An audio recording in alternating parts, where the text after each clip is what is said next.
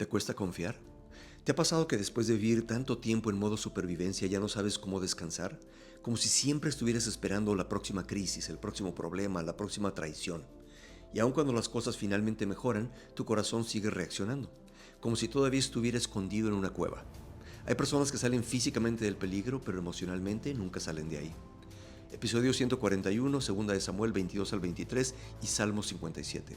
Estamos acercándonos al final de la vida de David, y cuando David mira hacia atrás no recuerda primero sus victorias, recuerda de dónde lo sacó Dios. Cuevas, desiertos, traiciones, noches huyendo, momentos de que parecía que todo se iba a terminar. Y en medio de esa reflexión, David escribe una de las canciones más intensas de toda la Biblia, segunda de Samuel 22, muy parecida al Salmo 18, una canción sobre un hombre que sobrevivió porque Dios nunca lo soltó. Y hay una frase que sobresale entre todas: tu gentileza me ha engrandecido. Eso es impresionante porque normalmente cuando pensamos en Dios pensamos en poder, majestad, juicio, autoridad. Pero David, después de toda una vida caminando con Dios, dice algo distinto: tu gentileza me sostuvo. No solo tu poder, tu gentileza. Aquí aparece el primer espejo del episodio. Muchos saben sobrevivir, pero no saben recibir ternura. Y cuando alguien finalmente los trata con paciencia, con misericordia, con amor, hasta eso les parece extraño. Después de la Primera Guerra Mundial, muchos soldados regresaron a casa, pero no podían volver realmente a la vida normal. Dormían vestidos, se despertaban sobresaltados con cualquier ruido. Algunos se escondían debajo de mesas cuando se escuchaban explosiones en fuegos artificiales. En aquella época todavía no entendían bien lo que hoy conocemos como trauma de guerra. Muchos pensaban que simplemente eran hombres débiles, pero no era debilidad. Era un cuerpo acostumbrado a sobrevivir. Los psicólogos que estudian trauma complejo explican que la mente puede permanecer atrapada en estado de alerta, incluso cuando el peligro ya pasó. Y algo parecido pasa espiritualmente. Hay personas que saben hablar de Dios como rey, pero no saben acercarse a Él como padre. David sí aprendió eso. Y no porque tuviera una vida fácil, todo lo contrario. David pasó años huyendo de Saúl, escondido en cuevas, durmiendo entre peligros, rodeado de hombres quebrados, y aún así, cuando mira hacia atrás, no dice: mi fuerza me salvó, dice: Dios fue mi roca. Aquí aparece el primer gran punto del episodio. Primero, David entendió que todo lo bueno en él venía de Dios. En 2 de Samuel 22, David habla de su integridad, de sus manos limpias, de caminar rectamente. Y mucha gente lee esto sin contexto y piensa: entonces David se creía perfecto. Pero eso no es lo que está pasando. David ya sabe quién es, ya cayó, ya pecó gravemente, ya experimentó consecuencias devastadoras. Y precisamente por eso también entiende algo más profundo: que aún su capacidad de caminar correctamente es regalo de Dios. Él mismo lo dice: Dios es el que hace perfecto mi camino. No está diciendo: mírenme qué bueno soy. Está diciendo: si hubo algo bueno en mí, vino de Él. Esto rompe otro error moderno, la idea de que la verdadera libertad es vivir desconectados de Dios. Pero la Biblia presenta lo opuesto: separados de Dios nos destruimos, como un pez intentando vivir fuera del agua, o una planta arrancada de la tierra. San Agustín lo dijo hace siglos: nuestro corazón está inquieto hasta descansar en ti. Y David finalmente entendió eso. Toda su fuerza, toda su capacidad, toda su estabilidad venía de Dios. Segundo, David entendió que Dios seguía siendo fiel incluso después de sus peores errores. En 2 de Samuel 23 aparecen las últimas palabras de David. Y es interesante cómo se presenta. No empieza diciendo: el gran rey. Dice: el hijo de Isaí. Humildad. David sabe que Dios levantó a un pastor olvidado y lo convirtió en rey. Y luego habla del pacto que Dios hizo con él, un pacto firme, seguro, inquebrantable. Eso es importante porque muchas personas creen que cuando fallan Dios cambia de intención hacia ellas, como si Dios fuera estable solo mientras nosotros nos portamos bien.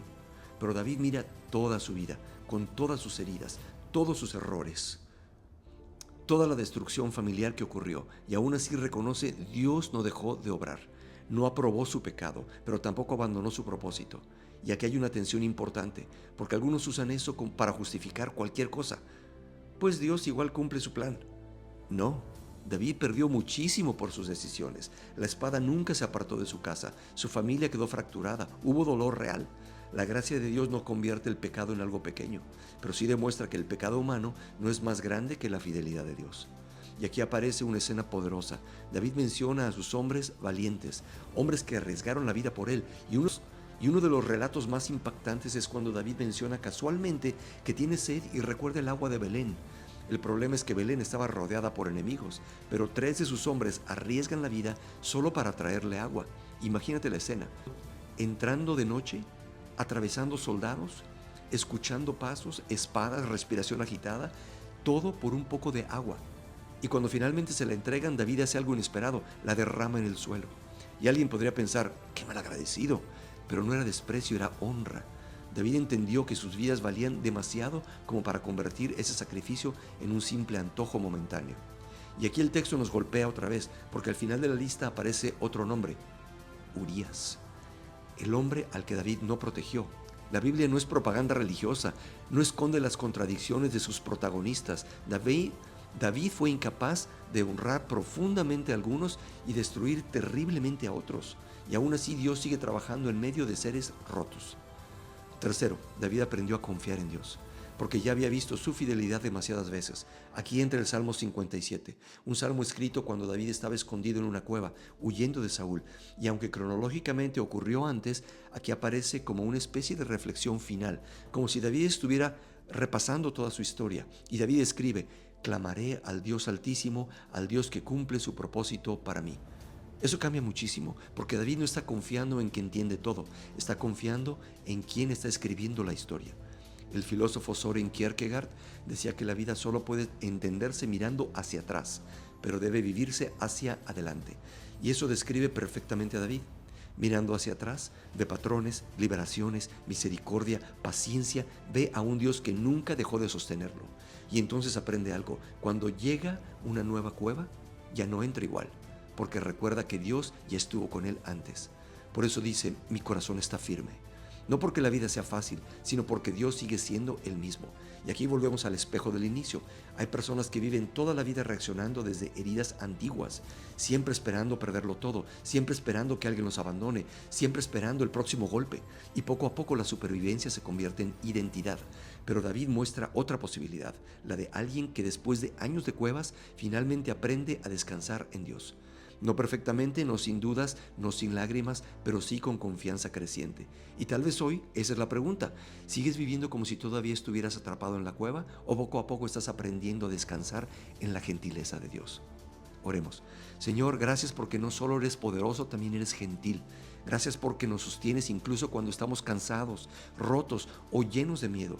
Enséñanos a confiar en ti, a descansar en tu fidelidad y a recordar que nunca nos has soltado. En el nombre de Jesús. Amén. ¿Tu corazón ya aprendió a descansar en Dios o sigues sobreviviendo como si todavía estuvieras escondido en la cueva? Te leo en los comentarios, seguimos aquí. Mañana seguimos caminando, suscríbete. La respuesta a qué pasa después de morir empieza aquí, leyendo la Biblia y conociendo a Dios.